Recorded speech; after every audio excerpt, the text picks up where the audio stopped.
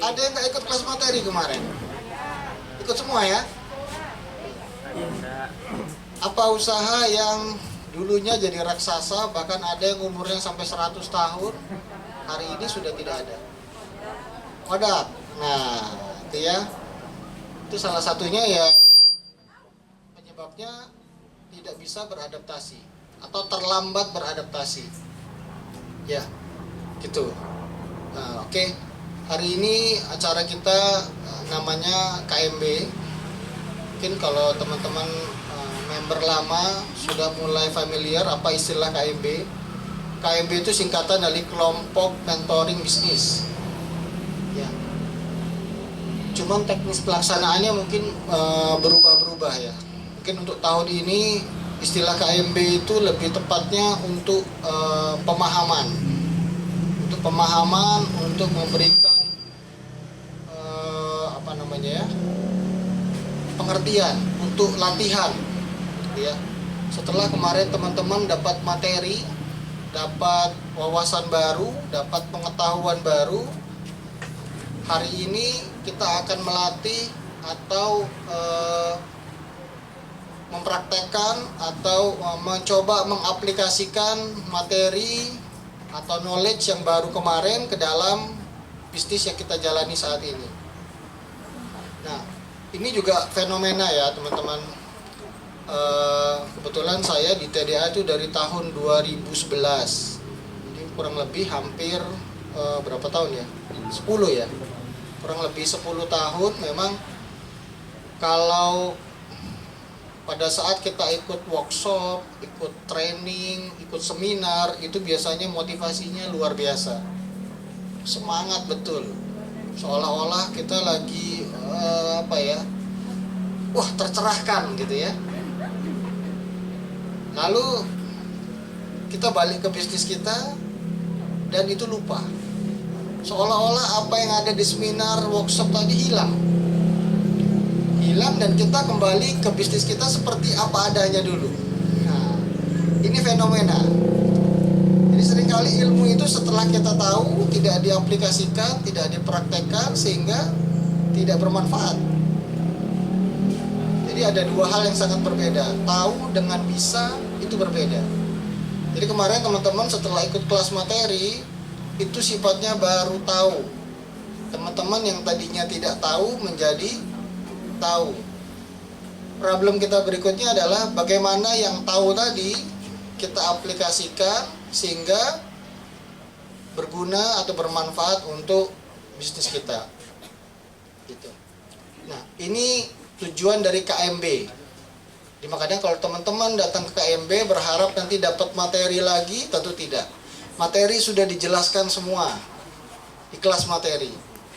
Ada pertanyaan, silahkan ditanyakan di kelas materi. Kalau masih ada, boleh ditanyakan ke kita sebagai kepengurus. Kalau masih ada yang belum bisa kami jawab, nanti kita akan tanyakan langsung ke Coach Ferdi. Gitu ya, teman-teman ya. Nah, terkait sama SBM masih ingat singkatan apa? Smart Business Map. Berarti kan singkatannya adalah Smart Business Map, artinya peta bisnis pintar. Ya. Jadi kita kemarin belajar mengenai bagaimana tools. SBM ini sifatnya tools, alat atau platform. Platform itu apa sih? Platform itu kerangka, platform itu struktur. Jadi kalau kita mau membangun suatu bisnis, sudah ada kerangkanya dulu. Sudah ada strukturnya dulu. Istilahnya kalau handphone itu ya platform ada namanya apa? OS ya. OS-nya sudah ada. Apakah pakai Android ataukah pakai iOS, ya. Lalu kalau kita nanti mau install marketing, kita mau install HRD, kita mau install yang lain-lain, itu tinggal diinstal saja. Tapi kerangkanya sudah ada. Jadi nggak ngambang kemana-mana. Tapi kalau kita belum punya platform, biasanya dapat ilmu marketing, dapat ilmu branding, itu kacau. tidak tersambung satu sama lain, gitu ya. Kemarin ada belajar marketing TikTok sama Mas Aden. Wah, ini kan antusiasme banget. Karena apa? Teman-teman berpikir kalau saya bisa marketing lewat TikTok, penjualan saya akan naik, masalah saya selesai. Ternyata kan nggak sesederhana itu, gitu ya. Marketing TikTok itu hanya salah satu tools tambahan yang perlu kita install di dalam bisnis kita. Kalau kerangkanya berantakan, ya nggak akan selesai dengan TikTok, atau dengan influencer, atau dengan apa-apa gitu ya. Seperti itu. Jadi ini pemahamannya dulu, bahwa SBM ini nanti akan jadi kerangka berpikirnya teman-teman. Ya, pengalaman SBM itu sebenarnya di Pekanbaru sudah mulai diperkenalkan sejak tahun 2013. Sudah ada beberapa kali alumni. Artinya ya, setiap kali workshop itu biasanya dilakukan selama 2 hari, dari pagi sampai sore. Lalu dilanjutkan dengan sesi coaching namanya ya. Satu orang coach mendampingi beberapa orang. Nanti teman-teman yang dulu ikut workshop, tugasnya adalah membuat SBM snapshot. SBM snapshot 12 pertanyaan, ya. Nah, itu dulu workshopnya.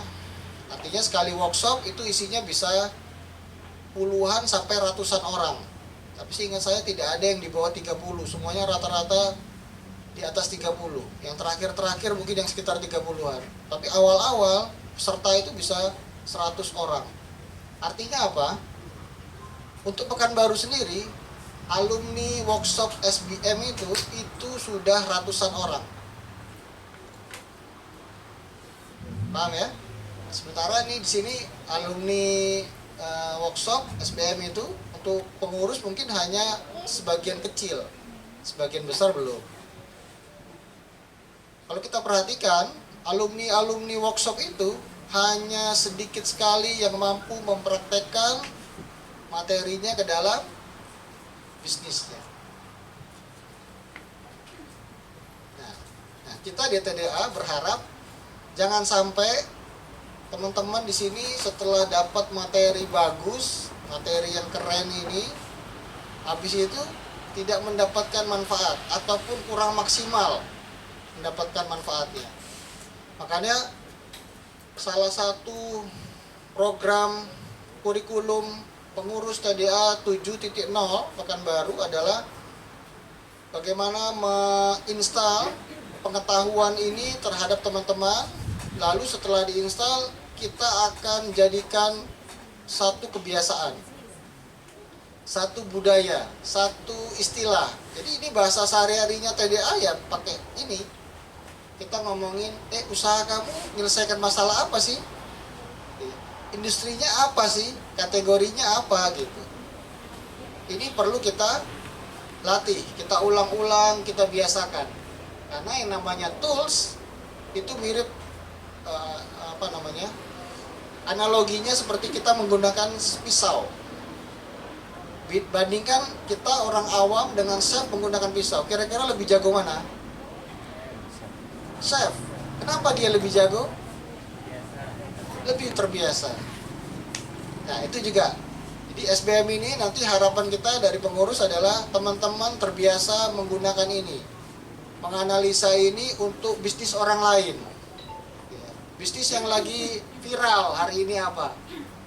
Apa yang viral hari ini? Ada contohnya? Atau bisnis yang lagi rame seperti bisnis kafe gitu ya. Kita analisa aja. Di kafe ini sebenarnya menyelesaikan masalah apa kafe ini? Nah, nanti kita harapannya setelah kita terbiasa menganalisa bisnis yang lagi viral, bisnis yang lagi rame, termasuk bisnis kita sendiri, harapan kita nanti kita lebih maksimal dalam menggunakan tools SBM ini. Sehingga nanti kita punya kerangka atau platform berpikir bisnis yang komprehensif. Gitu ya. Jadi ini tujuan teman-teman kita ketemu hari ini, KMB. Seperti saya sampaikan tadi, pertama tidak akan ada pengayaan materi. sifatnya bukan ada materi baru. Tidak ada materi baru. Materi sudah diserahkan di kelas SBM, kelas materi. Jadi kita di sini hanya diskusi sama memperkaya insight-insight. Sama kita berusaha bagaimana mengaplikasikan materi-materi yang kemarin ke dalam bisnis kita. Itu ya. Pertemuan pertama mungkin tidak akan terlalu banyak karena materinya baru satu. Tapi teman-teman ingat, kemarin kalau dipaparkan di materi itu ada 12 pertanyaan.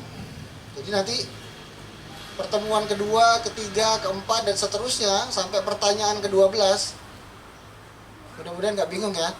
Pertanyaannya ada 12, pertemuannya ada 8. Jadi ada satu pertemuan yang lebih dari satu pertanyaan. Jadi SBM Snapshot itu disusun pakai 12 pertanyaan. Jadi nanti pada saat 12 pertanyaan, teman-teman akan mulai lebih berat. Karena antara pertanyaan pertama dengan pertanyaan ke-12 itu akan saling terhubung. Tidak akan terpisah. Jadi nggak mungkin pertanyaan 12 bisa dijawab tanpa menyelesaikan pertanyaan pertama. Kalau pertanyaan pertamanya salah, kedua, 3, 4, 5, dan seterusnya, insya Allah salah. Paham ya? Oke. Itu dulu pemahamannya. Lalu kabel power belum datang mungkin ya. Kita mau tampilkan SBM board kemarin. Jadi kemarin kita belajar itu mengenai pertanyaan pertama. Masih ingat apa pertanyaannya?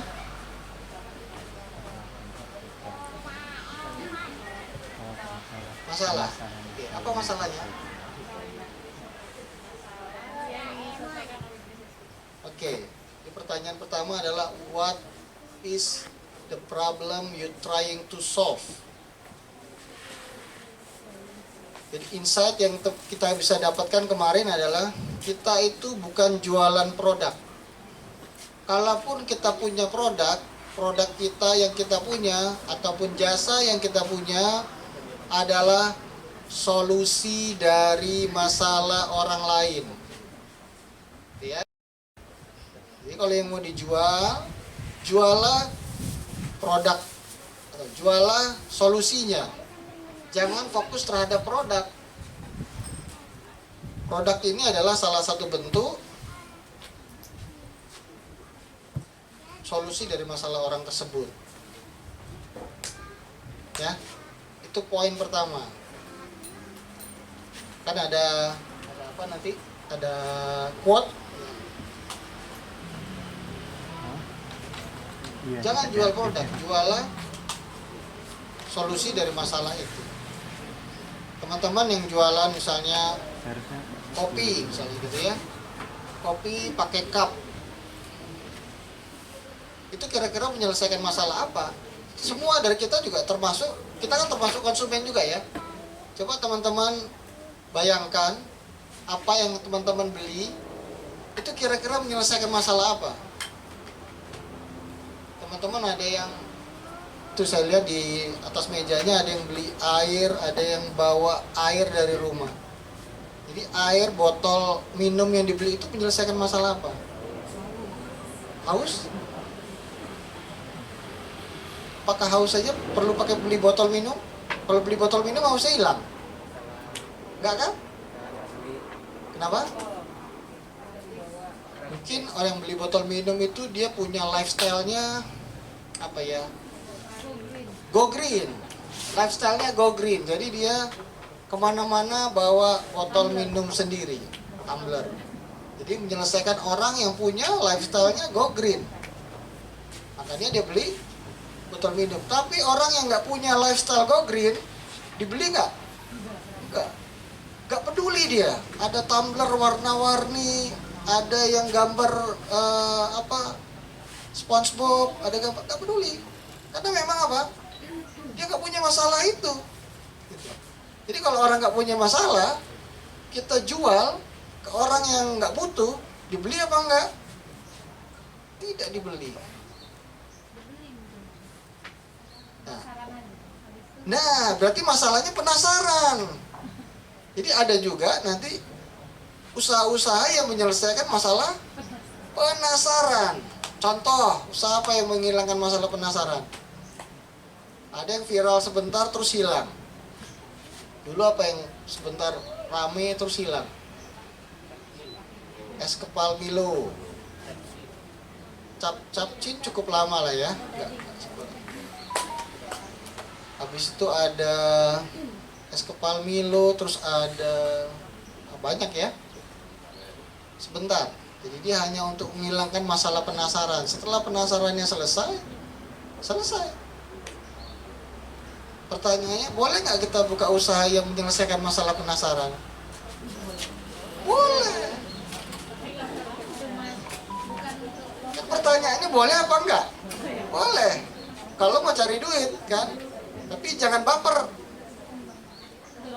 Nah, nanti kita setting usahanya untuk 1 tahun, bisnisnya cuma survive 2 bulan, 3 bulan.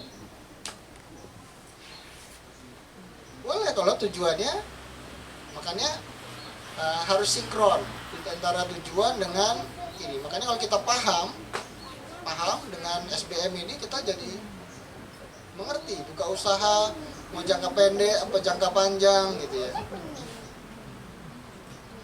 Nah ini tujuannya. Jadi teman-teman sini nantinya akan belajar seperti itu di SBM ini. Apa lagi ya? Jadi saya blank. Ada pertanyaan dari teman-teman sampai tadi penjelasan tadi? Ya, teman-teman harus pahami TDA memang pada umumnya adalah kita belajar bagaimana membangun usaha yang baik. Di luar sana kita tidak bilang TDA yang paling baik, tidak. Tapi tergantung tujuan teman-teman masing-masing. Kalau kita mencari uang, mencari nafkah, itu caranya bisa macam-macam. Bisa bekerja, bisa berdagang, bisa membangun bisnis, ya. Apakah yang bekerja lebih buruk daripada yang punya usaha? Banyak kan? Stigma yang terjadi di masyarakat. Enak ya, sekarang udah punya usaha sendiri, keren. Padahal ya punya usaha ya sama bekerja cuma masalah konsekuensi saja. Bekerja punya konsekuensi, membangun suatu usaha juga punya konsekuensi. Masing-masing ada konsekuensinya. Punya usaha itu minusnya, tidak ada kalender tanggal merah di situ. Tidak ada jam kerja. Atau bilang, oh tanggal merah nih, saya nggak mau buka lah tokonya. Wah hari Minggu nih, tokonya saya tutup aja. Wah ini udah jam berapa nih? Saya nggak mau, ini udah di luar jam kerja ini. Gitu ya. Terus tidak ada kepastian penghasilan. Bisa jadi akhir bulan dapat duit 100 juta, bisa jadi minus 100 juta. Itu konsekuensi. Terus kalau kita mau berdagang atau membangun bisnis, boleh, dua-duanya sama-sama benar. Tidak ada yang kita bilang, oh membangun bisnis lebih bagus daripada berdagang. Tergantung tujuan. Sekali lagi ya, kalau hanya sekedar cari uang, silakan mau pakai cara apa. Mau berdagang, kita seperti orang-orang yang ada di Ramayana itu. Itu toke-toke itu. Omsetnya ratusan juta, bahkan ada yang miliaran satu hari. Kalau kita mungkin baru 1 juta, 2 juta, 10 juta, itu nggak ada apa-apanya sama mereka. Tapi mereka berdagang. Ya. Kalau berdagang itu buka toko, ajak karyawan, jualan, selesai tutup. Capek nggak buka, gitu kan? Sederhana itu aja, itu pilihan. Nah, kalau di TDA mayoritas membernya adalah berusaha membangun bisnis. Beda konsekuensi, gitu ya. Paham ya teman-teman ya? Nah, jadi kenapa kok kita di sini duduk ikut materi gitu ya, dengerin materi, habis itu diskusi, ikut KMB gitu. Karena kita mau belajar bagaimana membangun bisnis. Bagaimana membuat sistem, bagaimana kita paham dengan platform-platform yang ada. Seperti apa sih esensi membangun sebuah bisnis itu? Itu tujuan kita hari ini. Ya teman-teman yang mau belajar untuk nanti digunakan untuk berdagang, ya silakan. Tidak ada paksaan ya. Tapi artinya pemahaman kita seperti itu dulu. Ya, teman-teman yang punya cita-cita nanti membangun suatu bisnis, membangun brand, nanti brand itu akan besar. Ya tentu konsekuensinya adalah membayar harganya dengan belajar, dengan berdiskusi, dengan praktek, latihan gitu ya. Insya Allah kita nanti di sini program kepengurusan TDA 7.0 Pekanbaru adalah membuat kurikulum bagaimana teman-teman ini bisa punya shortcut atau jalan pintas supaya tidak banyak langkah-langkah yang harus dilakukan atau uji coba yang dilakukan oleh orang-orang lain, termasuk kayak saya pribadi gitu ya. Saya dulu kalau ikut training itu ya apapun jenis trainingnya diikuti, workshop yang ada diikuti gitu ya, tanpa ada sortiran gitu ya. Padahal harusnya ada jalan yang lebih cepat gitu ya. Jadi kita sekarang di pengurusan ini saya diminta oleh ketua untuk membuat kurikulum belajar supaya teman-teman yang kepingin membangun bisnis punya langkah yang lebih efisien. Oke? Oke, itu dulu ya. Jadi kita perbaiki dulu mindset-mindset yang ada. Nah, dalam bisnis juga tidak ada yang mutlak. Pasti benar. Yang benar di TDA ini ya cara yang paling benar. Tidak. Di luar sana ada puluhan, ratusan, bahkan ribuan cara untuk membangun. Tidak ada yang benar, tidak ada yang salah. Semuanya kembali ke tujuan. Semua kembali ke tujuan kita masing-masing. Hanya saja ini metode yang kita pilih untuk teman-teman belajar lebih mudah. Jadi bukan berarti di luar sana salah ya. Ini yang paling benar, enggak. Ini adalah salah satu cara yang kami pilih untuk belajar. Ya. Di luar sana nanti yang mirip-mirip dengan SBM ini ada namanya bisnis model canvas. Ada. Teman-teman bisa belajar juga seperti itu. Saya pribadi juga pernah belajar mengenai bisnis model canvas. Masing-masing ada kelebihan, ada kekurangan. Ya. Paham ya teman-teman? Oke. Jadi kalau nanti ada temannya yang bertanya, ada saudaranya, keluarganya bertanya, oh saya belajar ini, ya siapa tahu nanti temannya bilang, oh ada lagi metode yang lebih bagus, ya silakan gitu ya. Jadi tidak ada paksaan. Jadi ini juga salah satu wawasan yang bisa kita tambah untuk memperluas wawasan kita, menambah pengetahuan kita. Nah, hari ini tujuan kita adalah memperkaya pemahaman tadi. Bagaimana kita mengaplikasikan. Tadi kita sudah sebutkan pertanyaan pertama adalah what is the problem? Jadi teman-teman sekarang sadar yang punya produk, yang punya jasa itu tujuannya adalah menyelesaikan masalahnya, masalah orang lain. Ya, carilah pertanyaan kita tuh menyelesaikan masalah apa. Kemarin di kelas materi sama Coach Ferdi disebutkan bahwa tanyakan ke konsumen kita, mereka beli produk kita yang sudah jualan, yang sudah cukup banyak jualannya, coba tanya pembeli-pembeli itu, mereka beli itu untuk apa. Lalu kita mapping, kita catat, kita rumuskan. Wah, ini pemateri yang lain pada di belakang ya. Coba kita suruh ke depan. Hah? Oh, lagi kamar mandi ya. Oke, yang mau bertanya boleh langsung. Ada mic lain? Ada yang bertanya? Oh, kalau enggak saya duluan ya. Boleh ya Bang Ridwan. Boleh, silakan. Karena terus terang saya baru pertama kali juga ikut SBM ini dan ikut KMB. Jadi kan materi SBM pertama kemarin udah dibahas sama Coach Ferdi dan sekarang kita tanya. Nah, ini pertanyaan pertama itu menyelesaikan masalah apa? Ini pertanyaannya kayaknya simpel ya Bang ya.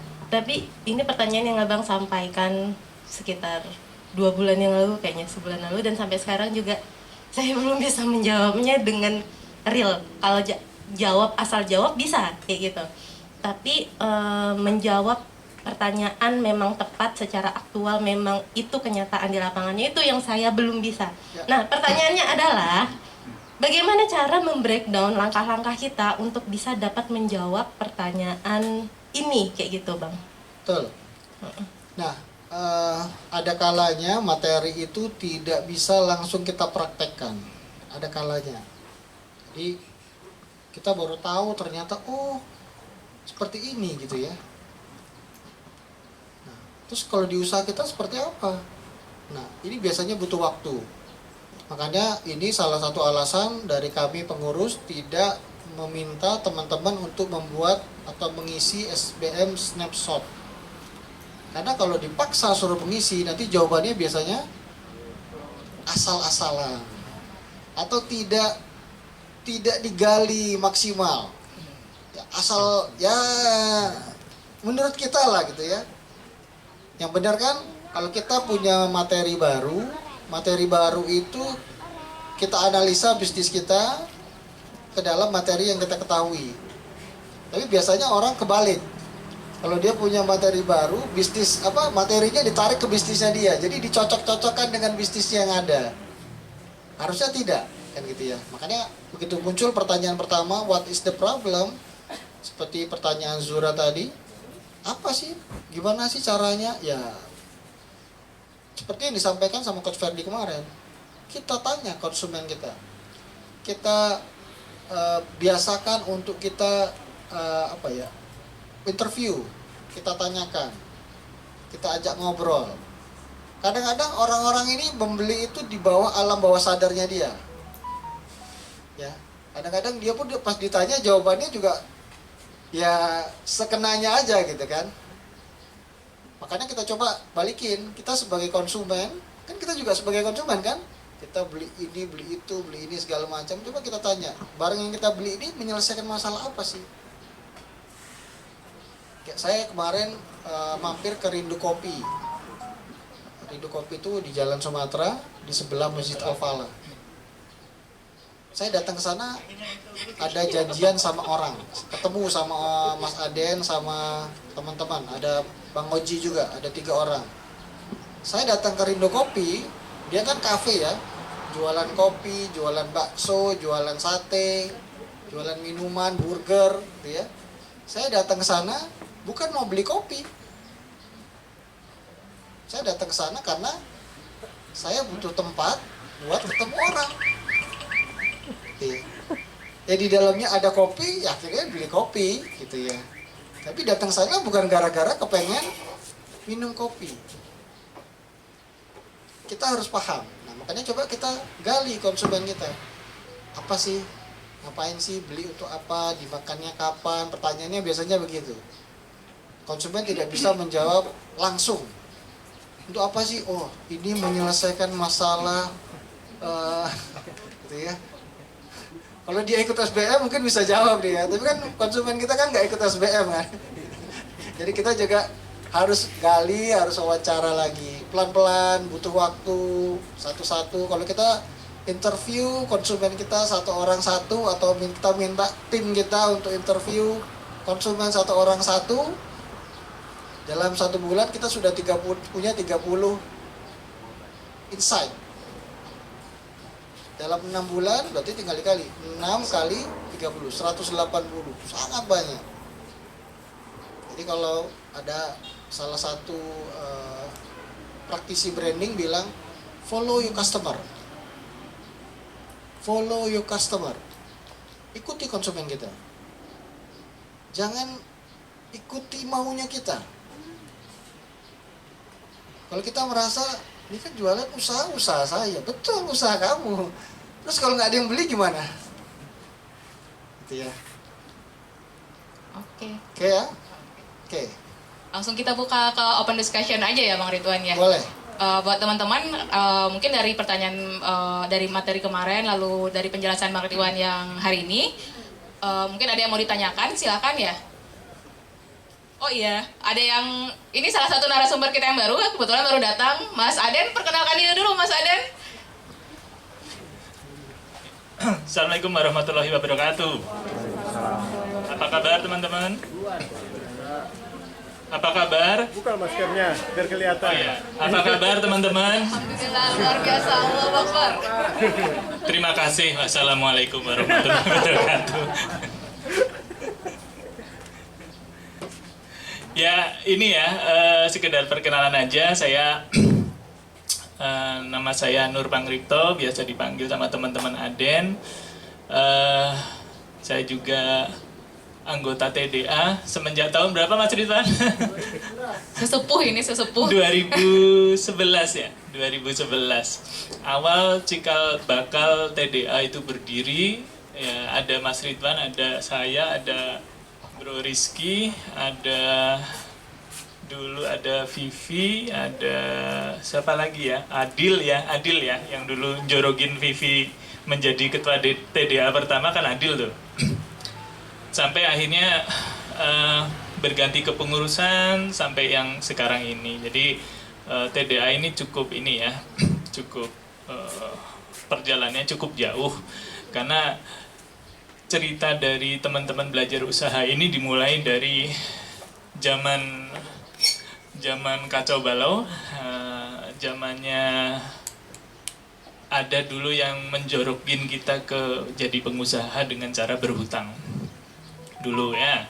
Terus kemudian banyak juga yang kolaps, teman-teman yang kelihatannya waktu itu langsung wah ya, ada langsung jadi idola karena melihat penampakan luarnya saja. Dan sudah banyak yang bergelimpangan, termasuk sebelah saya ini juga bergelimpangan.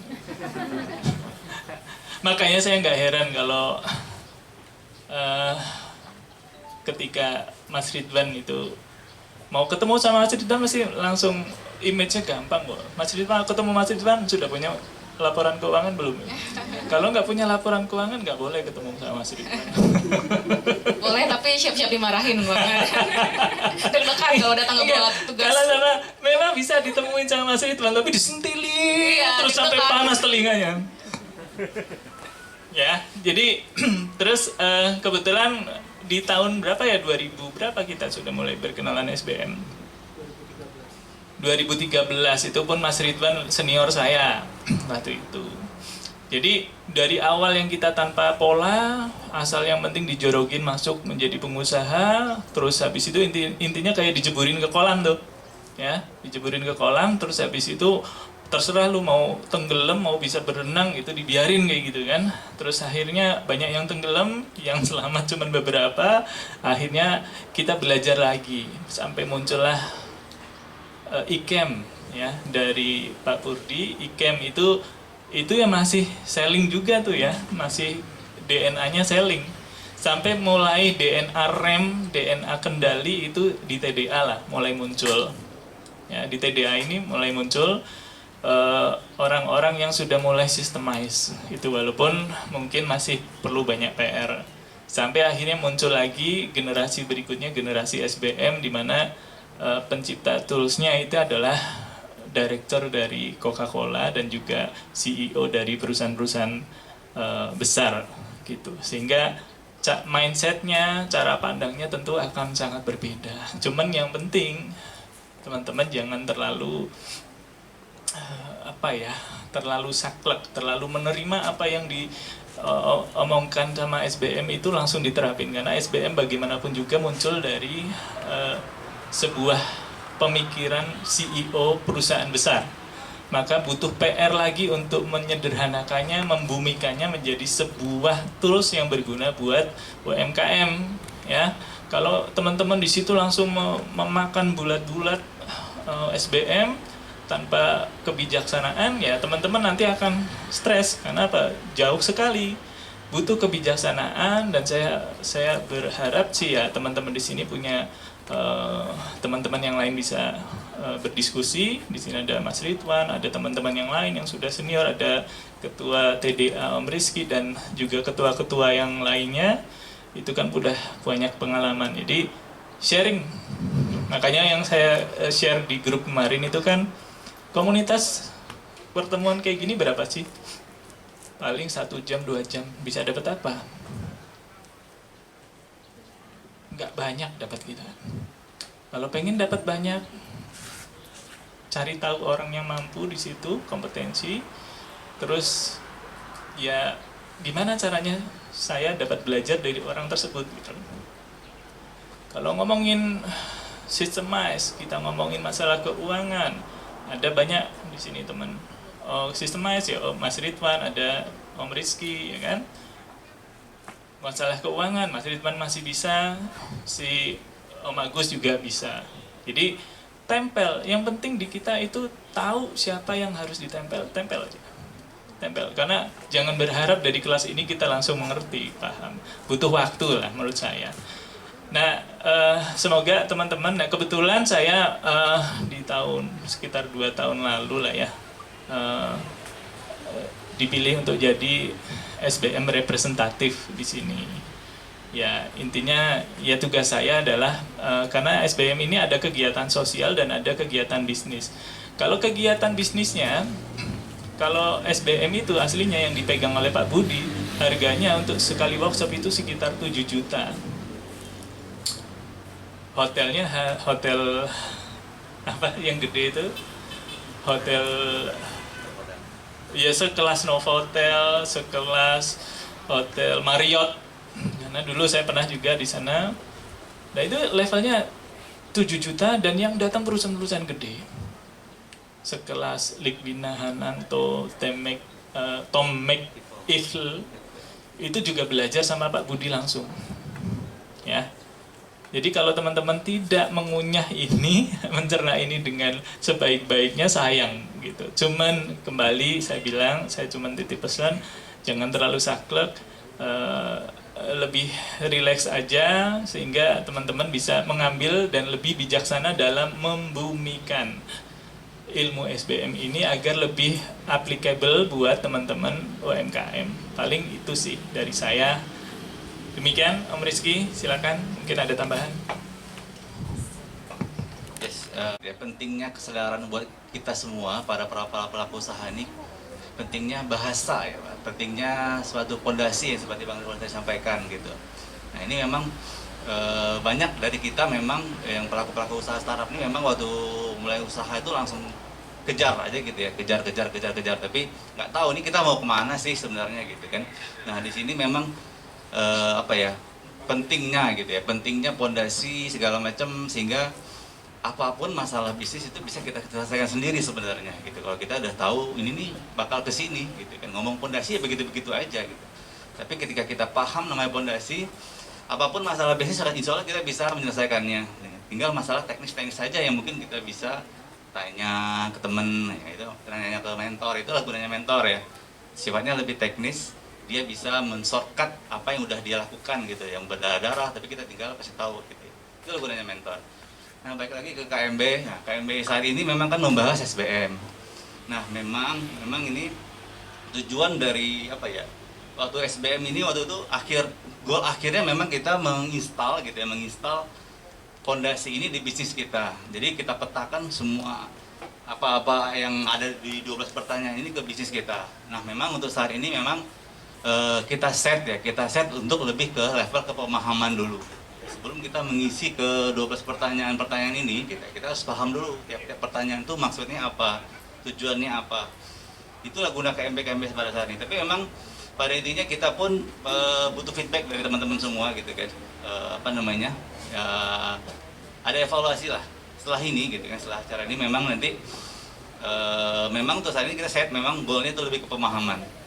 Apakah ada teman-teman yang berharap untuk diisikan gitu, bisa isi bareng-bareng untuk menyelesaikan semua 12 pertanyaan ini. Memang nanti kita buka aja ya, open discussion, open feedback lah dari teman-teman semua, apakah bisa kita sampaikan ke sampai goalnya seperti itu. Kita memang waktu Rizky ikut SBM juga memang ya goalnya tadi mengisi sampai 12 pertanyaan, sehingga kita ya ini asumsinya kita ngisi dengan hal yang benar ya, dengan asumsi yang benar gitu kan, bukan hal yang diisi dipaksa ngisi gitu. Jadi hasilnya belum tentu benar. Nah maksudnya nanti apakah kita bisa pecah-pecah kelompok ini menjadi kelompok kecil sehingga kita bisa dibimbing untuk mengisi 12 pertanyaan ini. Ini perlu feedback dari acara ini, mungkin kita perlu masukan dari teman-teman semua. Kita open sih sebenarnya. Baik lagi, tapi dari kesanggupan kita ya, kesanggupan pengurus siap nggak untuk membuat itu. Tapi kita intinya butuh informasi. Paling gitu aja. Kita baikkan lagi ke acara sebenarnya. Memang kita coba ya, kita kan kemarin udah bahas pertanyaan pertama gitu ya. Teman-teman yang sudah menonton atau sudah ikut di SBM pertama, kira-kira dari pertanyaan nomor 1 ada nggak yang masih mengganjal yang ingin diluaskan pemahamannya seperti itu? Paling gitu aja. Baiklah. Kita langsung aja ya masuk sesi open discussion. Kalau yang ada pertanyaan yang masih mengganjal, boleh yang ada pertanyaan. Oke.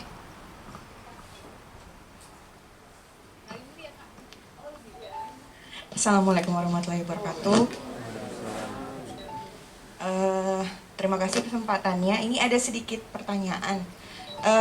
What's the problem? Ini kan salah satu cara yang bisa kita ambil kan dengan nanya ke customer ya. Mungkin itu berupa survei, questionnaire gitu ya Bang.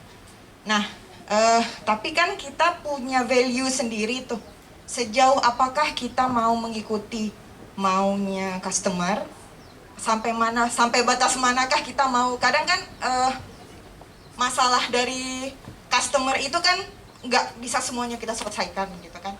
Balik lagi nih ke value usaha kita, sejauh manakah kita harus mengikuti, terus apakah border-bordernya gitu, jadi kita bisa tepat memilih masalah apa gitu. Terima kasih.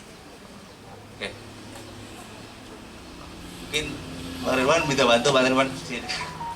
Jadi dari sudut pandang Rizky ya, Kak Rizky.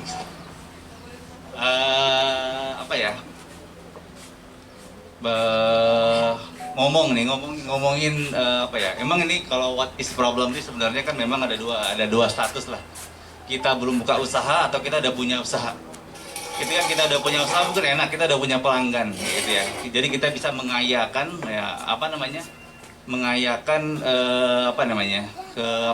spesifik gitu ya. Kita bisa lebih spesifik apa sih maunya konsumen kita ini, biar kita memang lebih mantap gitu di kategori yang kita pilih. Nah itu khususnya kalau kita udah punya pelanggan. Nah kalau yang belumnya agak berat. Memang idenya memang tetap sama-sama kita ketika kita buka usaha. Kategori apa yang lagi tren gitu ya. Artinya memang cukup berat lah. Kita sebagai pelaku usaha untuk membuka usaha dengan menggunakan ini, dengan harus mengetahui dulu apa yang mau dibutuh di pasar segala macam gitu kan. Memang di pertanyaan nomor 1 ini memang yang paling yang harus kita ketahui itu kan industri yang kita bergerak dan kategori apa ya dari industri yang mau kita pilih gitu kan.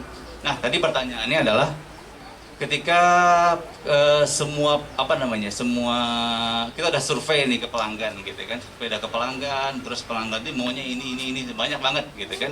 Nah apakah semua keinginan pelanggan itu harus kita penuhi gitu kan.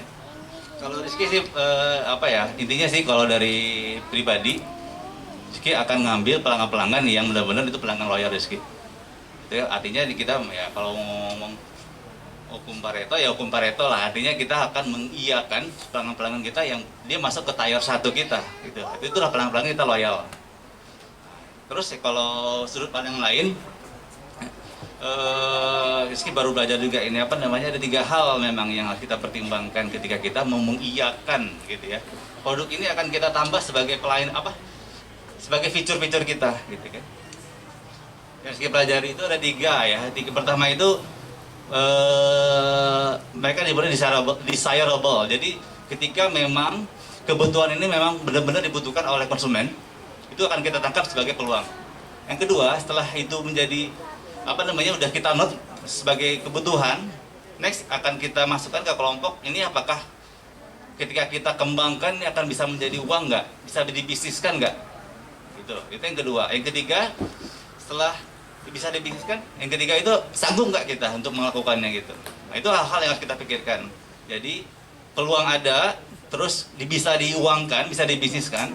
Yang ketiga itu adalah bisa nggak teknologi mendukungnya nggak untuk membuatnya itu gitu. Nah, hal tiga itu biasanya mau kita jadi pertimbangan, kita mau buka produk atau jasa baru nggak di bisnis kita. Seperti itu sih paling. Mungkin Bang Ridwan bisa. Boleh tahu Mbak tadi usahanya apa? Swa Coffee Studio. Oke. Berarti sudah berapa lama? Baru 2 bulan. Oke. Oke. Ikut materinya kemarin ya? Ikut. Oke. Jadi gini, usaha itu sebenarnya kalau secara umum ada 2 jenis. Ada yang by accident, ada yang by design.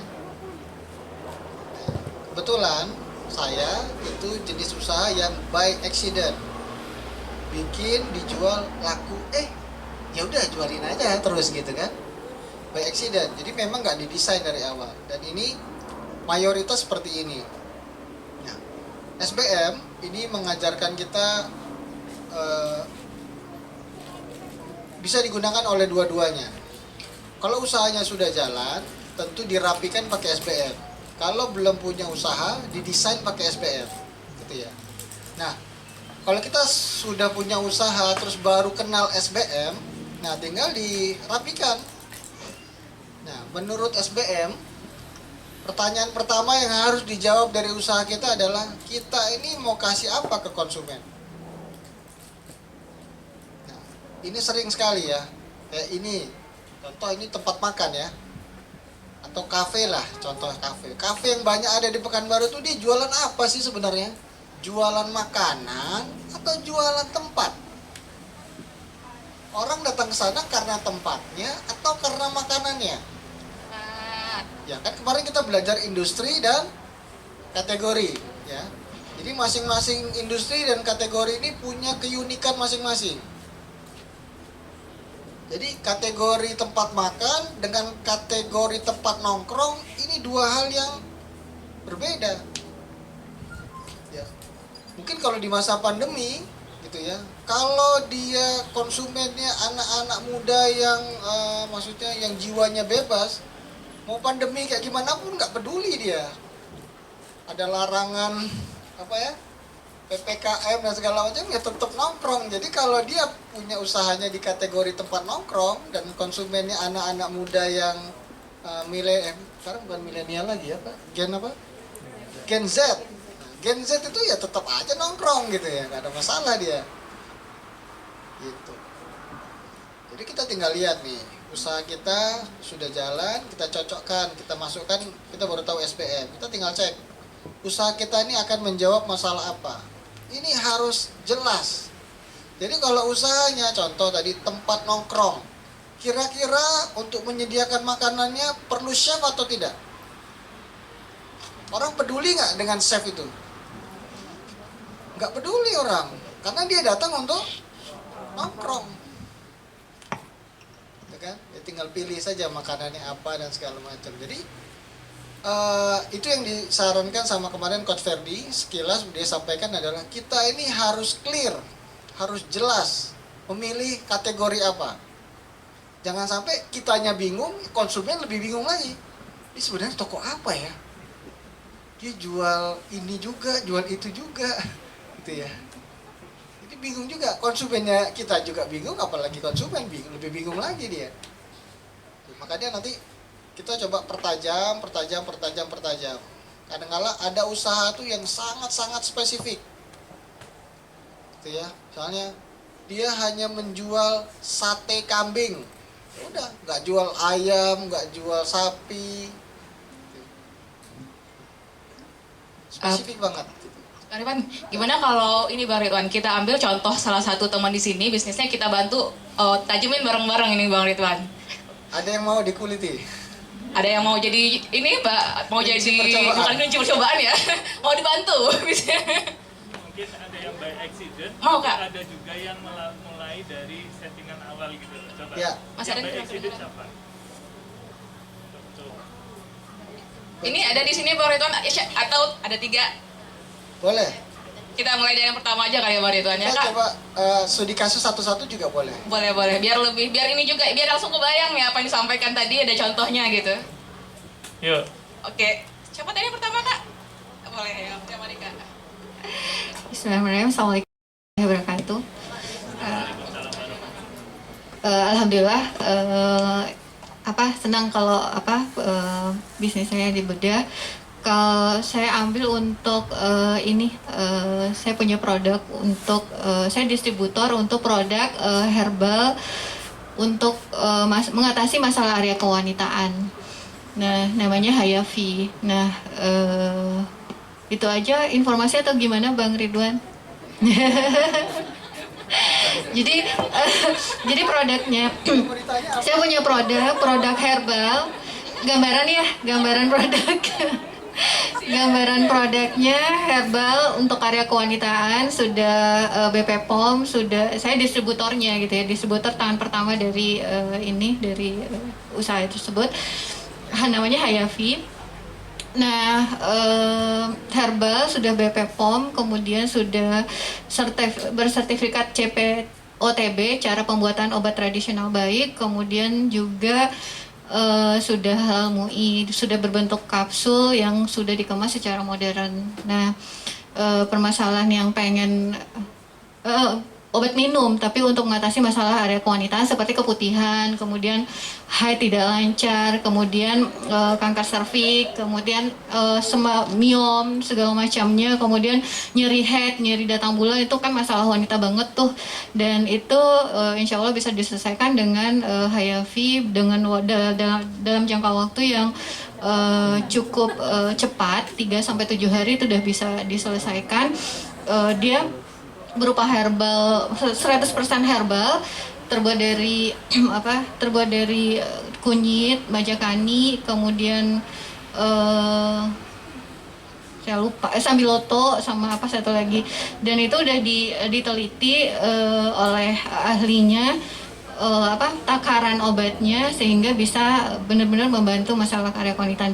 Nah, kalau menurut saya, what is the problem yang mau diselesaikan gitu, yang mau diselesaikan adalah wanita yang punya masalah di area kewanitaan.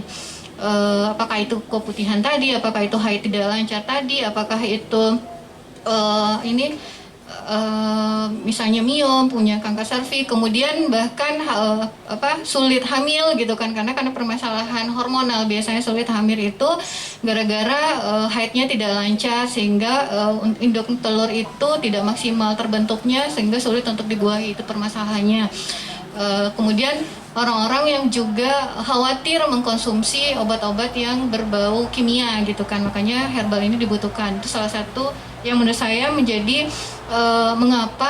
menjadi solusi bagi orang-orang tersebut. Kemudian apalagi ya Bang Ridwan? Saya punya Instagram namanya Sahabat Hayaf, _Hayaf.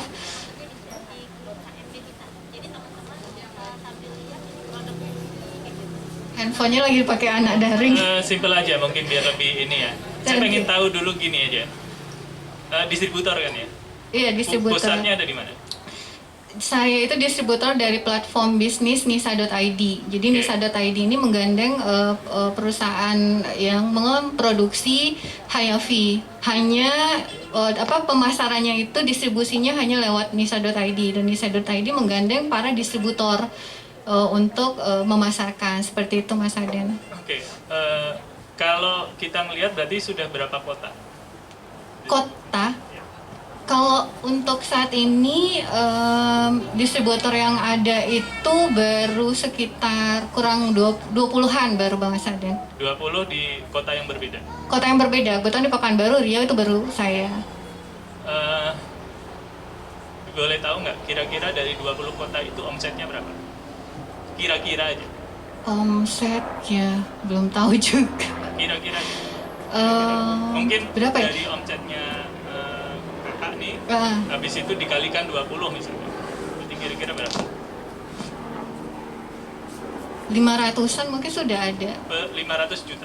Per, Semua tapi iya, per per bulan 500 juta. Oke, berarti setahun berapa? kali 12. 6 Kali M. 10 aja 5 ya? 5M. Tambah 2, jadi 6. Ini karena kebetulan dia masih baru sih produknya. 6M. Oke, nah ini kembali ke goalnya aja sih. Kalau apakah semua orang harus memulai dari langkah tangga pertama? What is the problem? Harus? Harus nggak pertanyaannya? Hah? Saya nanya nih, ini penting banget. Apakah semua bisnis itu harus mulai dari pertanyaan nomor 1? Enggak, Kenapa?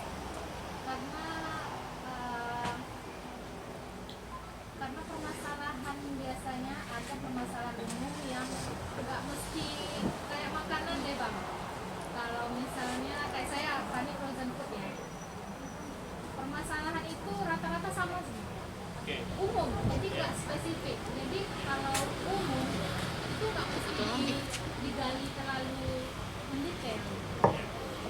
Oke, jadi nah ini kan karena saya tuh ini ya, karena sering nempel Pak Budi waktu di Jakarta. Jadi tidak semua tuh harus melalui yang pertanyaan nomor 1. Pertama cek aja omsetnya berapa. Misalnya, oh 1 tahun udah 100 juta. Oh, udah nggak usah tanyakan what is the problem. Berarti what is the problemnya udah ada, udah ini, udah terjawab. Karena apa? Omsetnya udah segitu. Coba fokus ke yang lainnya, gitu loh. Jadi kadangkala Pak Budi tuh melewati pertanyaan pertama cuman dari ngecek berapa omsetnya. Oh segini, oke. Itu berarti udah valid, tapi hanya sekedar kalau ini hanya didiskusikan untuk apa? Fokus. Gitu. Nah, kalau kita ngomongin bisnis distribusi, brand ini tidak dimiliki oleh mbaknya kan? Enggak, saya hanya distributor. Nah, otomatis fokus dari what is the problem itu sebenarnya fokusnya menjadi fokus dari ownernya. Nah, sekarang Tuh. Mbak siapa namanya? Cici Mas Adi. Mbak Cici BSM. Betul, tapi udah Alah, resign. ketutupan. Saya nggak mengenali. Ya Mbak Cici, fokusnya pada distribusi. Berarti sudah ngomongin bagaimana cara menjualnya, ya kan? Terus ngomongin demografinya, ini di mana gitu. Jadi lebih cenderung situ. But is the problemnya sudah tanyakan aja kepada si ini. Tapi dengan syarat tadi, omsetnya berapa? Tadi kalau kita ngomongin omsetnya 500 juta per bulan, setahunnya 6 juta, ini masih belum masih perlu dicek lagi karena untuk bisnis seperti itu harusnya paling nggak di angka berapa. Nah kalau Pak Budi sudah ngomongin di angka 100M per bulan, nah itu udah nggak usah di ini gitu. Nah tapi kalau di sini memang masih di 6M, nah coba ditanyakan, di challenge lagi, bener nggak kita sudah ada di kategori yang tepat gitu loh berperangnya. Jangan sampai nanti kita memilih produk tapi berapa total omset secara nasional? 2M, ini karena pusatnya sendiri juga masih 2M, ya kan pusat loh kita ngomongin Indonesia, maka kita memilih gerbong yang benar nggak pertanyaannya jadi tolong pilih gerbong yang benar maksudnya. Nah cuman kan kita nggak tahu datanya. Nggak tahu datanya. Kalau memang ternyata datanya bisa tahu, oh Jakarta berapa, ini berapa, totalnya berapa, sehingga oh terus pertumbuhannya itu berapa dari bulan ke bulan, dari tahun ke tahun, maka dari situ kita bisa menentukan oh dah produk ini berarti tepat. Mungkin aku yang kurang ini gitu, kurang kenceng lagi, kurang ngotot lagi gitu loh. Nah coba dicek ininya. Ini Tapi kebetulan nih Mas ada produknya masih baru, platform bisnisnya juga masih baru. Ya. Kalau produknya itu masih baru 2 bulanan keluarnya. Produknya ya baru 2 bulanan, platform bisnisnya juga baru masih tahun ini, awal tahun ini Februari. Jadi tuh menurut saya kalau sekarang sih alhamdulillah tuh udah mulai kencang penjualannya. Dan satu lagi dia ngerekrut kita kayak distributor itu bisa ngerekrut reseller. Reseller, jadi intinya distributor itu ngelola reseller. sudah berapa tahun dipegang? Saya Brand ini? baru 3 bulan ini. 3 bulan. Baru 2 bulanan Pertumbuhan lah. dari bulan ke bulan gimana? Kalau saya fokusnya sebenarnya untuk saat ini nyari reseller. Jadi saya Oke. biar ini Mas Hadan biar apa gampang misalnya yang habisin stok itu reseller seperti itu. Nah, ya. Nah, sebenarnya nanti coba dicek coba ditanyakan, justru kita ngomongin what is the problemnya itu justru kepada brand ownernya. Ini apa sih, terus gimana? Coba cek penjualan secara totalnya gimana gitu kan. Karena jangan sampai nanti ternyata penjualan secara seluruhnya, pusat atau Indonesianya itu sendiri masih kecil, sementara kita digeber-geber untuk jualan banyak lah. Itu kan harus tahu dulu size bisnisnya itu seberapa gitu, daripada kita ya ini kan gini, ini challenge ya, artinya gini, apapun yang kita diskusikan di sini tidak mesti harus benar, tidak mesti juga salah gitu, artinya ini hanya challenge untuk coba pikir dong, coba insight ini benar nggak gitu. Jadi jangan langsung misalnya di sini langsung diomongin seperti ini langsung ganti bisnis gitu loh. Jangan mudah seperti itu. Ini challenge gitu. Ya. Paham nggak ini maksudnya? Paham, Mas. Ya. Prinsip dasar yang saya pegang ngomongin SBM itu arah. Sementara kalau kita ngomongin Pak Armala itu kecepatan. Kalau kepengen arahnya benar, maka SBM-nya mesti benar. Tapi kalau kita ngomongin pengen cepet, pakainya ilmunya Pak Armala. Itu mau ngomongin kecepatan soalnya di situ. Tapi jangan sampai nanti SBM-nya atau arahnya belum benar, kita maunya kemana? Ke Padang. Arah kita ke Jambi. Habis itu dipercepat pakai ilmunya Pak Armala. Semakin nyasarnya jauh. Ya, nyasarnya semakin jauh. Jadi kalau kita ngomongin bisa juga, oke, arahnya kemana? Ke Padang. Terus habis itu, tapi cara eksekusinya ilmu Pak Armala kurang bagus, tapi arahnya masih benar gitu. Cuman lamban gitu. Jadi ingat kata kuncinya SBM itu adalah arah, map ya. Kemana kita akan mengarahkan gitu. Jadi untuk yang tadi kita ngomongin distribusi, nah coba dikembalikan. Mungkin itu sih. Mas Ridwan ada masukan? Oke, Mas Ade tadi udah panjang lebar ya. Tambahan sedikit mungkin. Nah, kalau teman-teman yang bisnisnya distribusi, ini memang ada dua ini ya. Yang membuat produk, dialah nanti yang menjawab pertanyaan ini harusnya. Nah, kalau kita sebagai distribusi, berarti pertanyaan kita adalah bagaimana cara mendistribusikannya. Kita tinggal tanya aja sama yang punya produk. Ini jualannya ke siapa gitu. Kita tinggal mencari orang-orangnya. Nah, itu mungkin yang teman-teman harus pahami kalau teman-teman punya usaha yang distribusi. Paling itu tambahannya.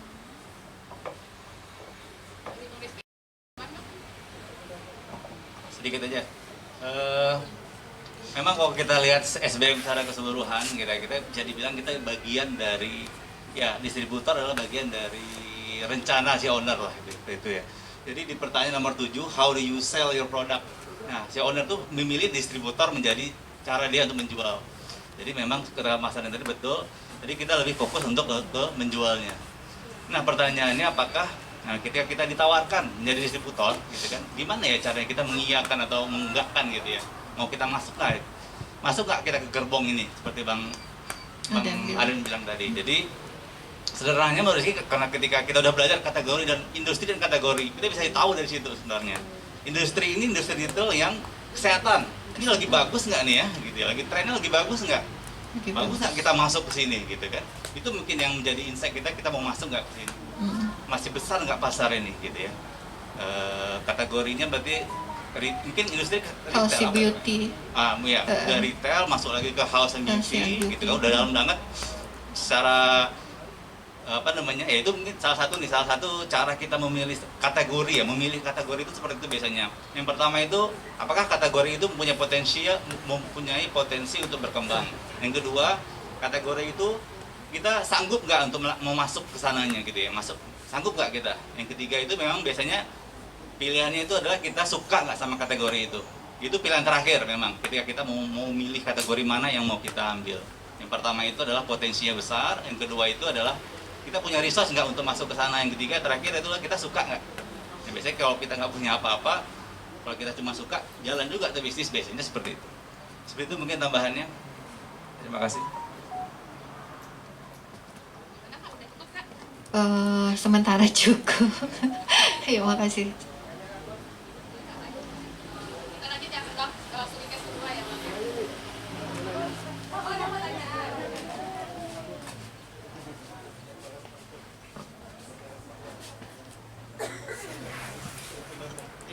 Assalamualaikum warahmatullahi wabarakatuh. Bang Aden, Bang Ridwan sama Bang Rizky. Usaha saya yang lama, toko Makmur Jaya kan bergerak di retail. Waktu itu saya masuk zaman Kak Desi waktu itu. Udah ikut, ada juga waktu itu kan KMB-nya, kemudian kelompok retail juga ada, saya, Kak Ika gitu kan yang masih. Waktu itu sama laporan keuangan yang ditekankan Kak Desi, kamu bisa gini kok kamu nggak punya tools gitu. Waktu itu kan kalau di retail ada apanya tuh Bang Ridwan, pencatatan itu kan langsung kan ya, tapi kita tidak bisa beradaptasi dengan PPKM ini kemarinnya, COVID nih 2 tahun ini akhirnya kita kolaps gitu kan. Nah ini kan teman-teman case-nya udah punya bisnis semua, SBM-nya. Nah sedangkan saya baru mau berpikir, oh ini harus punya usaha baru gitu kan. Jadi saya tutup sekitar 2,5 bulan dan saya masuk ke industri yang baru, bukan di retail lagi tapi di di agro. Jadi di agro industri. Kemudian dipecah lagi, saya masuknya ke agrobisnis atau agroculture. Akhirnya sebenarnya agrowisata. Pas kita masuk agrowisata, wah resource-nya kurang, tenaganya kurang, dananya kurang gitu, banyak sekali. Jadi kita berpikir untuk udah nanam produksi aja. Nah, kemudian kemarin ikut Coach Ferdi katanya harus diperkecil lagi. Akhirnya berpikir diperkecil lagi ke kita sekarang nanam banyak nih Bang Ridwan, macam-macam sayur, buah gitu kan kita tanam secara organik. Kemudian ikut Coach Ferdi kemarin berpikir satu produk saja ke Moringa oleifera yang nama ininya bahasa kitanya kelor gitu kan. Kemarin saya tempat tanya sama sama Coach Ferdi, Coach kalau nggak ada customer karena baru kan nggak bisa survei ke customer nih Bang, gimana caranya gitu kan. Jadi kemarin Coach Ferdi kalau nggak salah saya tangkap customer bayangan deh, bayangin deh ini begini. Jadi saya udah konsep-konsep nih Mas Aden dan teman-teman. Saya surveinya dari internet, saya pakai Google Trend gitu kan, saya cari kelor, kemudian orang manfaat kelor, saya cari nih ada nggak yang pengen tahu gitu manfaat ini. Ternyata di Google Trend tuh di atas 50% ketertarikannya. Pekanbaru malah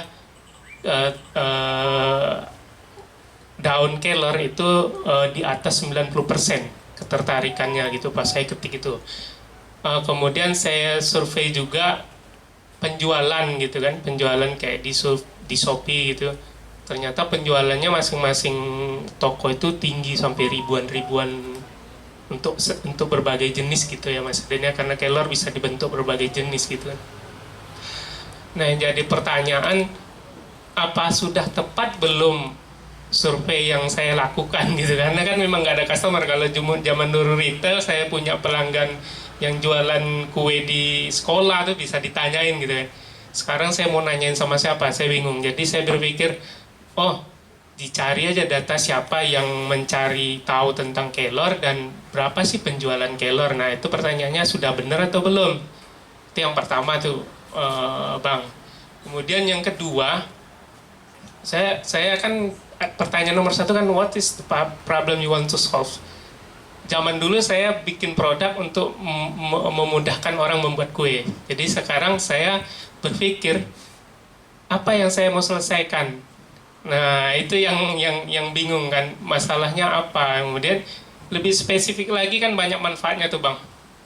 Akhirnya saya turun lagi, ke manfaat ini untuk ASI gitu kayak, atau gimana gitu. Jadi gimana solusinya yang lebih baik gitu Bang Ridwan. Itu yang pertama. Kemudian yang kedua, customernya bisa di-create nggak? gitu. Jadi contohnya kan gini, kita punya usaha kayak misalnya tadi kakak nanya kan, kita punya value-nya nih kan harus begini loh, ternyata customernya maunya begini loh. Bisa nggak kita create orang-orang yang punya value yang sama?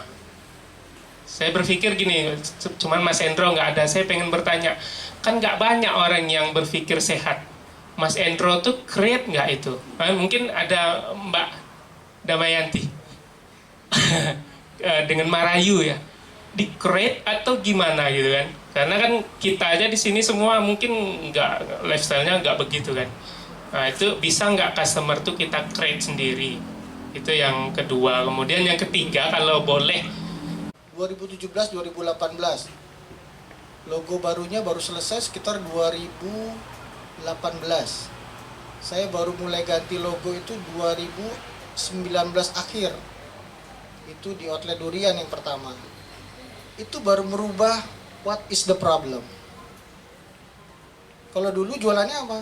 Jualan karena orang mau beli, enak, kata orang enak gitu.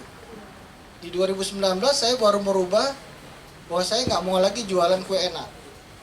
Saya mau bilang, makanya tagline-nya diganti sekarang delicious gift. Makanya yang kita jual adalah gift. Kalau orang mau bawa tentengan dalam kota untuk keluarga dan kerabat. Jadi gitu. Kalau ada orang yang mau beli untuk dimakan sendiri gimana? Ya silakan. Kan kita nggak ngelarang kan gitu ya. Tapi itu bukan tujuan utamanya. Kira-kira seperti itu. Itu mungkin teman-teman yang lain bisa nambahin. Oke, sekedar sharing ya. Jadi sebelum pandemi itu pada masa di mana Pekanbaru itu sering dikunjungi oleh orang-orang dari luar kota. Makanya pada waktu itu positioning saya sendiri memang bukan positioning ya, what is the problem yang pengen saya selesaikan. Itu memang saya coba cari salah satunya dengan memberi pertanyaan-pertanyaan kepada customer yang datang gitu. Dan ternyata 40% itu mereka membuat itu menjadi gift ya. Kemudian 30% itu untuk bekerja, 20% itu untuk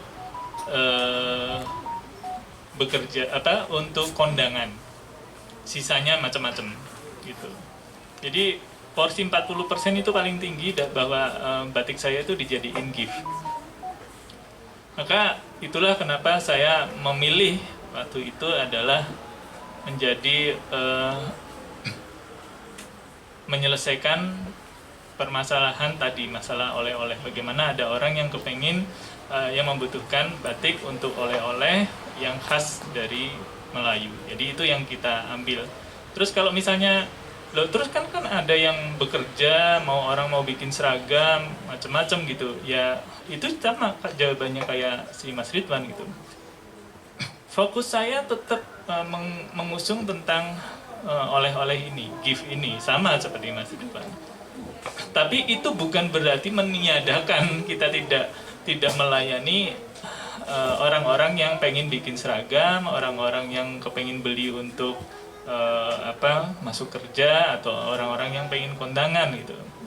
Itu tidak ini. Cuman fokus kami campaigns-nya itu adalah di situ. Jadi kita menyelesaikan itu. Bukan berarti menyempit ya, enggak.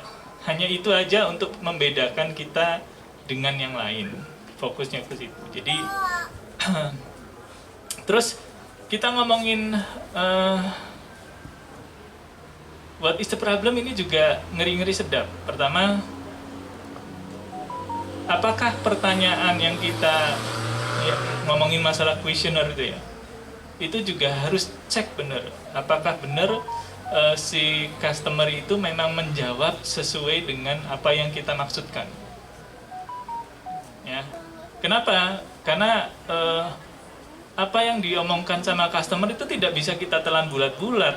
Kita mesti cek lagi, karena kalau misalnya kita membeli list pertanyaan itu didelegasikan kepada tim kita. Tim kita cara menanyakannya kepada customer seperti apa? Kadangkala dengan cara yang kurang berkenan, orang itu jawabnya juga sembarangan. Atau orangnya lagi dalam kondisi tergesa-gesa. Ya kan? Tergesa-gesa, Misalnya kalau ngomongin di martabak juragan ngantri gitu lagi, pengen cepet, gimana caranya si Gojek ditunggu, atau misalnya ada yang ini. Nah itu juga berpengaruh terhadap hasil survei atau hasil jawaban itu. Nah begitu jawaban atau yang kuesioner yang dijawab sama customer itu kita kumpulkan, dianggap itu sebagai satu kebenaran. Kita merubah arah dari perusahaan kita sesuai dengan questioner tadi. Nah itu juga bisa bahaya karena di situ butuh juga kehadiran dari kita untuk mengecek benar apa enggak. Kenapa saya bilang sebuah penelitian sudah mengatakan bahwa ketika orang ditanya melihat bungkus rokok itu mereka takut nggak? Takut mereka. Tapi setelah dicek mereka ditanyakan dan juga sambil di-scan otak, ternyata jawaban mereka takut, tapi otak yang aktif pada saat mereka melihat bungkus rokok yang bergambar orang ngeri-ngeri itu, ada kanker, ada itu, ternyata otak yang aktif itu adalah bagian otak yang kecanduan. Nah itu yang terjadi. Ada penelitiannya tentang itu. Nah artinya apa yang disebutkan sama orang, jawaban orang, dengan apa yang di dalam pikirannya, ada yang di dalam otaknya itu berbeda. Makanya kita butuh validasi dengan hati-hati untuk mengecek benar nggak what is the problem dari si customer ini memang ini, gitu kan. Nah itu sih ngomongin tadi survei juga ya, sebenarnya cara-cara itu sudah benar, cuman masalahnya adalah orang mencari kelor untuk apa itu memang perlu divalidasi aja sih. Memang penjualannya banyak di Shopee. Dari mana ke mana? Maksudnya dari mana, akun dari mana misalnya, itu kota mana?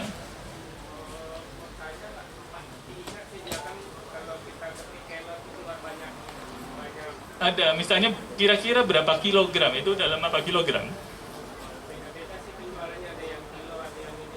Sampai berapa? Akun yang paling besar berapa? Nah, kan itu volume, artinya sudah caranya sudah benar, tapi tidak dicek sampai ke volumenya. Volumenya berapa sih? Totalin aja akun-akun yang gede itu berapa, volumenya berapa, kemudian value-nya berapa, rupiahnya berapa. Nah dari situ kan kita cek, oh berarti di nilai Shopee segini, value segini, kemudian dalam volume segini. Gitu. Jadi kita bisa mengecek apakah benar layak, apakah memang benar kita juga bisa jualan di situ. Masalah price bisa bersaing apa enggak, volume ketersediaan kita seberapa. Jadi sebenarnya sih sudah benar, cuman perlu divalidasi lagi seberapa memang in value, in volume. Kemudian di satu lagi kita ngomongin itu untuk apa sebenarnya. Gitu. Mungkin itu Rizky silakan. Menambahin aja sih paling tadi terkait data survei lewat Google gitu ya. Artinya kita harus seperti Bang Nurul bilang tadi, ini data apa gitu ya, data orang ngeklik atau data pasar. Nah kita kan bukan nyari orang ngeklik, kita kan nyari pasar. Artinya yang kita cari itu ya data. Mungkin dulu memang kita kalau Rizky waktu itu ya memang sama nih ceritanya, Rizky juga masuk martabak dulu baru SBM. Artinya memang by accident lah gitu. Jadi tugas kita yang memetakan dari SBM ini ke bisnis kita, ya, dimasukin kerangka itu ke dalam bisnis kita. Jadi kita tahu kita lagi main ngomongin apa gitu kan. Untuk waktu menjawab pertanyaan market waktu itu memang ya Rizky pakai data-data BPS. Ya, artinya misal contoh ambil dari data BPS tuh ya, kalau martabak tuh kan tepung ya. Tepung, pemakaian tepung di Riau ini berapa sih, itu yang kita jadikan acuan menjadi ini valid loh datanya, bisnisnya seperti itu. Jadi ya, sorry. Enggak ya? Oh, sorry. Okay. Jadi gitu. Jadi yang dicek itu pastikan data pasar, bukan data orang klik gitu ya. Karena ini memang kita perlu data yang pendukung ya, sehingga kita bisa masuk ke sana. Terus apa gitu ya, ini ya. What's problem ya? What's problem itu memang kalau di martabak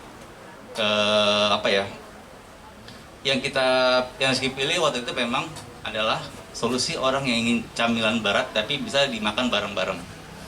Dia camilan berat ya. Kalau di kelompok-kelompoknya lagi memang kategori makanan masuk ke camilan, cemilan berat, terus apa namanya ditarik lagi ditelkan lagi nih, ya ini untuk makan bareng-bareng. Nah itu yang menjadi apa namanya menjadi ya emang apa ya salah satu fungsi ketika kita bisa memapping problem gitu kan, kita bisa dengan gampang itu nge-branding usaha kita gitu kan.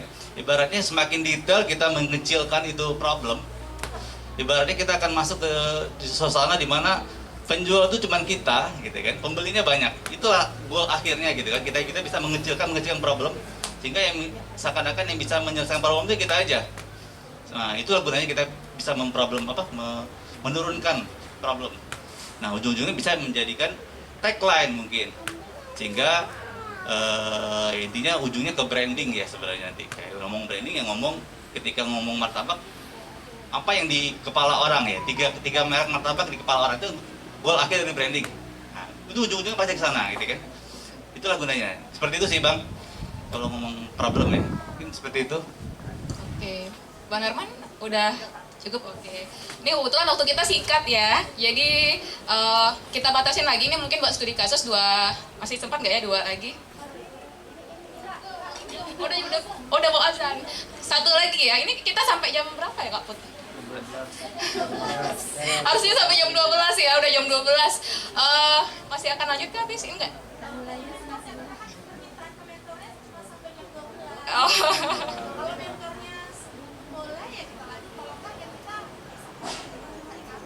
Oke. Kita maksimalkan waktu ya. 1 lagi pertanyaan studi kasus bisnis teman-teman yang bisa kita jadikan studi kasus. Kak, boleh Kak? Assalamualaikum warahmatullahi wabarakatuh. Saya Ria, usaha saya kebetulan itu bakso Miss Baper 789. Yang saya mau tanyakan, sekarang kan saya lagi fokus semenjak pandemi, saya beralih ke frozen food. Yang saya lagi kerjakan itu membuat kemasan frozen yang saya masukin ke oleh-oleh, ke tempat gerai oleh-oleh yang ada di Pekanbaru. Yang saya mau tanyakan, bagaimana agar langkah-langkah untuk mengembangkannya, karena kalau buka outlet sama frozen itu kan beda ya, lebih kayak untuk pemasarannya lah gitu. Terima kasih. Apa ya, pertama mungkin seperti Bang Ridwan bilang tadi ya, mungkin memang harus kita batasi nih gitu ya. Ngomong cara jualan tuh ngomong pertanyaan nomor berapa itu, nomor distribusi ya, sebenarnya begitu ya, untuk ya kata Bang Ridwan tadi, kita harus sabar nih, belajar bareng-bareng pelan-pelan, jadi kita paham gitu setiap pertanyaan itu maksudnya apa kan. Tapi untuk mungkin insight-insight mungkin dari Bang Mas Aden mungkin ya, yang udah pelaku frozen juga, mungkin bisa sedikit aja mungkin bonus lah. Nah sebenarnya kalau kita ngomongin justru kita menanyakan dulu sebenarnya sebelum kita jauh langkahnya ke situ kan. Kita ngomongin bakso sendiri, sebenarnya masalah yang ingin diselesaikan apa? Kalau kita coba tanya dari siapa namanya? Mbak Ria ya. Sudah kebayang belum masalah yang ingin diselesaikan sebenarnya apa? Dari Miss Baper. Kita sudah ngomongin frozen nih, jadi bukan ngomongin bakso lagi ya. Oh oke. Oke. Jadi frozen itu baksonya aja, atau sama satu paket ada mie-nya, ada baksonya, lengkap. Jadi orang bisa makan bakso seperti Indomie. Oke. Nah yang ditanyakan apa? Strategi pemasaran. Nah ini udah loncat. Berarti kita nggak bisa jawab ya Kak ya? Iya, karena kita loncat, karena saya udah dibatasi masalah ini adalah what is the problem gitu. Karena itu berarti loncat ke pertanyaan selanjutnya. Jadi justru memang yang saya tanyakan sebenarnya malah Miss Baper ini sedang pengen menyelesaikan problem apa? Kenapa dari yang bakso kemudian lari ke frozen gitu? Apakah memang pasar atau market yang sudah bakso yang secara dine-in atau yang secara biasanya itu sudah penuh gitu, memang sudah digarap dengan maksimal sehingga perlu mengerjakan frozen, Atau apa? Itu sebenarnya sih. Kenapa kok bisa memutuskan untuk melangkah ke frozen? Sebenarnya itu malah jadi pertanyaan. Apakah memang pertanyaannya frozen ini, omset frozen dengan omset bakso yang dijual seperti biasa sebelumnya lebih gede mana? Gede? Nah, berapa persen perbandingannya? Nah, itu yang dimaksud kan. Maksud saya adalah bakso ini pasarnya gede banget.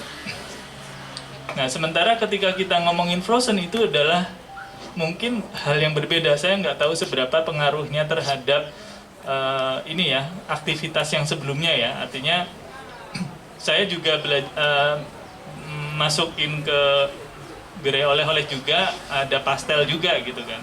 Sementara saya juga tahu ini salah satu tantangan banget nih ngomongin produksi yang saya sebelumnya belum pernah gitu. Jadi saya lebih ke ini sih, lebih senang menanyakan dulu sebenarnya masalahnya apa gitu. Apa sih yang sebenarnya pengen diselesaikan oleh Miss Baper itu? Sebenarnya sih itu sih, kita kembali ke tema ya. Apa Mbak Ria? Bisa dijawab nggak kira-kira? Kalau Mas Rizky ya, contoh ya, ini ngomongin martabak, apa Mas Rizky? Yang tadi Ada? orang yang mau masalah ya, problem yang diselesaikan martabak ya? ya, orang yang ingin makan camilan berat, Oke, orang yang ingin makanan cemilan berat, pengennya bareng-bareng, bukan pengennya bareng-bareng. ya bisa bareng-bareng makan. Bisa bareng-bareng. Nah, itu loh. Jadi martabak ini ternyata sudah menyasar kepada orang yang memang pengen makan cemilan tapi bareng-bareng.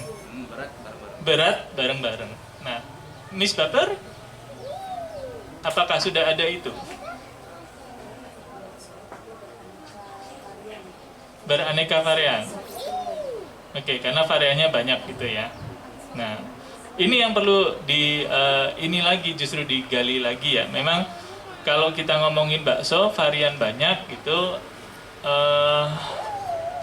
apakah memang benar orang membutuhkan varian banyak?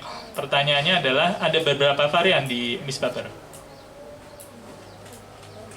Berapa? 20 varian. Oke. 20 varian itu varian yang paling laku yang mana? Yang mercon.